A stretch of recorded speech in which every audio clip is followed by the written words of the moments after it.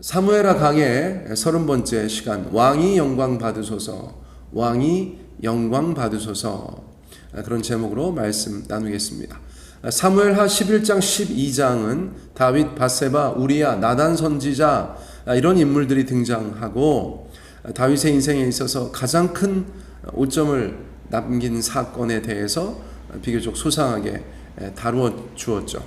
자칫 그 직전 상황을 저희가 놓치기 쉬운데, 기억해 보면 암몬이라는 나라와의 전쟁이었습니다. 다윗의 큰 실수가 어디에서 시작되었습니까?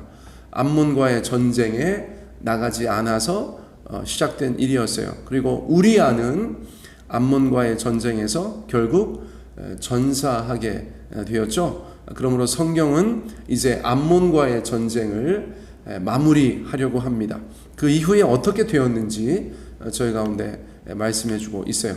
26절, 요압이 암몬 자손의 랍바를 쳐서 그 왕성을 점령하매, 이스라엘의 군대 장관이었던 요압은 계속해서 암몬의 수도 랍바를 공격했던 것 같습니다. 그리고 마침내 그 왕성을 점령하였다. 성경이 그렇게 말씀해 주고 계세요. 요압은 이스라엘의 군대 장관으로서 나름 성실하게 자신의 역할을 감당하고 있었던 것이에요. 자, 그런데 랍바를 점령하고 다윗에게 전령을 보냅니다. 어떤 내용인가? 27절, 28절. 요압이 전령을 다윗에게 보내 이르되, 내가 랍바 곧 물들의 성읍을 쳐서 점령하였으니 이제 왕은 그 백성의 남은 군사를 모아 그 성에 맞서 진치고 이 성읍을 쳐서 점령하소서. 내가 이 성읍을 점령하면 이 성읍이 내 이름으로 일컬음을 받을까 두려워하나이다 하니. 언뜻 들으면 이상합니다. 왜 그렇죠? 요압이 랍바를 점령하였다고 하면서 요압이 다윗에게 또 성읍을 점령하라고 요청하는 것처럼 들리기 때문이죠. 이는 암몬의 수도 랍바라는 성읍에 대해서 저희가 잘 모르기 때문에 그런 생각을 할 수 있다는 것이에요. 암몬의 수도 랍바는 두 구역으로 나뉘어져 있었다는 것이 성경 고고학자들의 말입니다. 그러므로 요압은 그중 하나를 점령한 것이에요. 그중 하나를 점령하였고 이제 마지막 남은 구역, 그 마지막 구역을 다윗에게 넘긴 것이다. 그렇게 보는 것이 타당하겠습니다. 그 이유는 요압 입장에서 이 성읍이 내 이름으로 일컬음을 받을까 두렵다, 이렇게 표현하였어요. 이 성읍이 내 이름으로 일컬음을 받을까 두렵다. 이건 또 어떤 뜻일까요? 당시에, 그때 당시에 또는 후대의 사람들이 암몬을 점령한 사람이 누굽니까? 이렇게 묻는다면 마땅히 군대 장관인 요압보다는 이스라엘의 왕인 다윗이라고 기억하고 답하는 게 좋겠다는 것이죠. 이러한 처사는 당대의 일반적인 관례였다고 하는 사람들도 있고, 요압의 처세술이다라고 말하는 사람들도 있습니다. 어떤 것이든 상관이 없어요. 다윗 입장에서는 나쁠 것이 없습니다. 그래, 아빠를 마지막으로 점령하고 암몬을 차지한 자가 내가 되는 게 낫겠다. 왕이 그 일을 감당하는 것이 좋겠다. 그렇게 상호간에 판단하고 동의하고 그 일을 추진하게 되었다는 것이에요. 자, 그런데 왕과 신하와 왕이라는 관계적인 측면에서 보면 요압의 행동을 저희가 칭찬할 만 하다는 거예요. 왕께 그 모든 영광을 돌렸다. 왕의 이름이 오래도록 기억되도록 배려하였다. 저희가 그렇게 이야기할 수 있기 때문입니다. 자, 우리도 왕을 섬기는 분이에요. 할렐루야. 우리 하나님께서 우리의 삶의 왕이 되십니다. 그분이 우리를 통치하세요. 다스리세요. 우리에게 모든 것을 허락하신 분으로서 우리가 왕으로 고백합니다. King of Kings. 모든 왕들 중에 왕이다. 바로 그분께서 우리 주 하나님이 되시는 줄 믿습니다. 그러므로 요압에게서 우리가 배울 것이 있어요. 모든 것을 하나님께 영광 돌리는 삶, 그렇게까지 저희가 묵상하고 적용할 수 있다고 생각합니다. 베드로전서 4장 10절 11절 말씀이 생각났어요. 우리가 일상의 삶 가운데서, 우리 모두의 삶 가운데서 기억해야 하는 말씀이죠.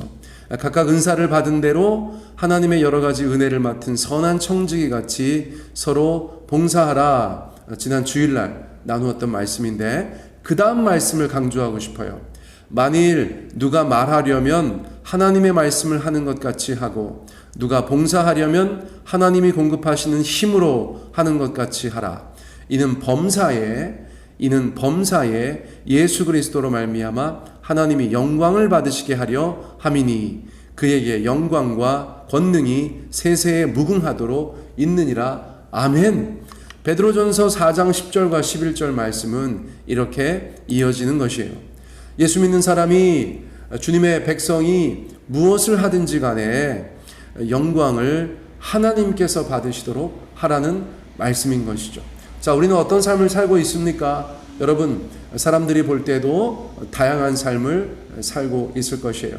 그런데 그 모든 삶에 대해서 우리가 주님 앞에 올려드려야 할 마땅한 찬양과 영광을 주님께만 올려드리는 그런 신자의 삶을 저와 여러분이 살게 되기를 원합니다.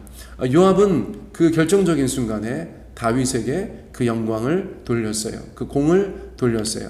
요압의 인생이 늘 경건하고 신실했던 것은 절대 아니지만 우리가 이 사건을 통해서 그렇게 묵상하고 적용할 수 있다는 것입니다.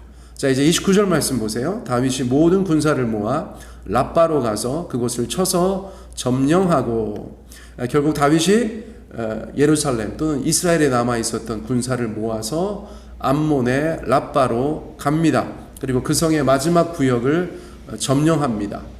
이로써 암몬을 점령한 인물은 다윗이 된 것이죠. 이제 다윗은 정복자로서 행동합니다. 이것은 당대 모든 정복자들이 했었던 행동과 크게 다르지는 않아요. 첫째는 전리품을 취하는 것입니다.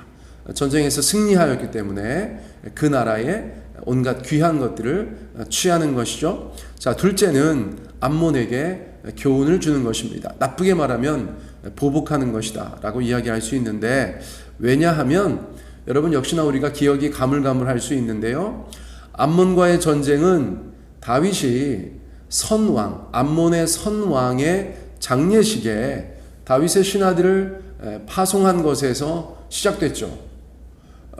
암몬의 왕이 다윗의 신하들을 크게 모욕하였죠. 수염을 잘라버리고, 그리고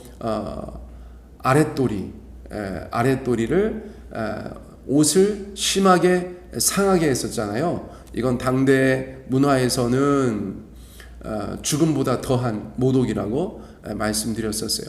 그것 때문에 전쟁이 시작된 것이었어요. 그러므로 다윗은 그들의 행위에 대해서 이제 교훈을 준다, 그렇게 표현하고 싶어요. 대표적인 전리품이 먼저 등장합니다. 어떤 전리품이 있었는가?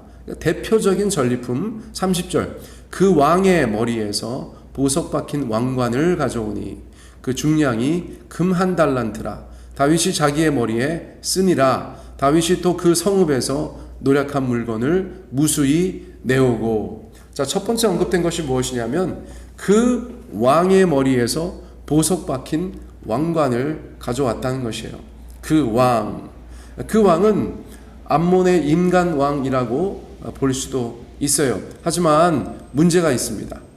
무엇이냐면 그 왕이 쓰고 있던 왕관의 무게가 금 1달란트 무게라는 것이에요. 오늘날로 따지면 34kg 정도 되는 무게라는 것이에요. 여러분, 예를 들어서 마트에서 파는 쌀 20kg짜리 들어보셨어요? 그거 1개 반 정도 되는 것, 그것을 머리에 이고 있다고 생각해 보세요. 말도 안 되죠. 자, 그래서 사람들은 또 다른 해석의 여지를 찾고 있었어요. 근데 무엇이냐? 인간 왕이 아니라 그 왕은 암몬이 섬기던 우상 밀곰을 뜻하는 말이기도 하다는 거예요. 그러면 어느 정도 이해가 되죠. 아하, 우상에게 쓰여 놓았던 그 왕관을 다윗이 가져왔나 보다, 그렇게도 볼 수 있다는 것입니다. 우상은 어쨌거나 석상이 되었건 목상이 되었건 34kg 정도의 우상 왕관을 써도 이상하지 않은 거잖아요. 그래서 다윗은 그 나라를 점령하고 그 수도를 점령하고 그들이 섬기는 우상의 머리에서 그 왕의 왕관을 가져왔다, 그렇게 이해하는 경향이 더 많습니다. 그리고 나서 다윗은 그 왕관을 한번 상징적인 의미로 써보았다는 것이죠. 다윗도 뺏어왔다고 해서 34kg짜리 왕관을 날마다 쓰고 있을 리는 만무한 것이죠. 그래서 한번 상징적으로 써보았다, 그런 내용으로 저희가 이해할 수 있겠습니다. 자, 그뿐 아니라 다윗은 그 성읍에서 노략한 물건을 무수히 내왔다는 것이에요. 자, 그 시대에는 예외가 없어요. 전쟁에서 승리하면 전리품을 취하는 것입니다. 자, 그리고 나서 암몬 백성들에게는 어떻게 하였는가? 노역, 부역을 시켰다는 것이죠. 노동을 시켰다는 것입니다. 31절, 그 안에 있는 백성들을 끌어내어 톱질과 썰애질과 철도끼질과 벽돌구이를 그들에게 하게 하니라. 암몬 자손의 모든 성읍을 이같이 하고 다윗과 모든 백성이 예루살렘으로 돌아가니라. 다윗은 암몬의 백성들에게 온갖 노동을 시켰다는 것입니다. 그런데 어떤 성경학자들은 이 성경 구절을 암몬 사람들에게 자신들의 성읍을 스스로 파괴하는 일을 시켰다, 그렇게 이해하는 경우도 있어요. 노동을 한 것은 맞는데, 부역을 한 것은 맞는데 도대체 뭘 했겠느냐는 거죠. 무슨 건축을 했겠느냐, 아니면 무슨 수로를 만들었겠느냐, 도로를 깔았겠느냐, 그런 질문이 있는데, 당시 고대 전쟁에서는 그들 스스로가 자신들의 집과 성을 부수게 하는 일이 있었다는 것이에요. 그들을 무력화하는 것이죠. 이거는 뭐 저희가 눈으로 본 것이 아니기 때문에 이렇다 저렇다 확정지어 말씀드릴 수는 없지만, 여러분들께서 그저 그렇게 이해하고 계셔도, 알고 계셔도 나쁘지 않을 것 같아서 말씀을 드립니다.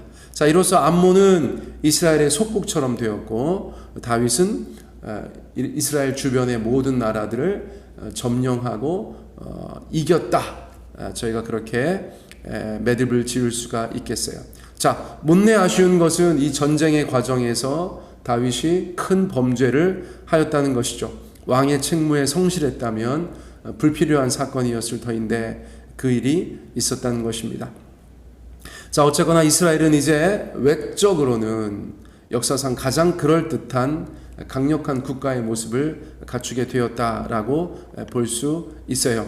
자, 오늘은 그런 브릿지 구절이에요. 넘어가는 구절입니다. 사건과 사건 사이에 있는 본문이라고 말씀드릴 수 있어요. 한 가지 꼭 기억해야 될 것은 요압의 행동에 대한 저희들의 묵상과 적용입니다. 모든 영광을 하나님께, 왕이 영광 받으소서, 우리의 마음 가운데 그런 신앙 고백과 또 삶의 행함이 있어야 되는 줄 믿습니다. 자, 오늘 말씀은 이것으로 마치겠습니다.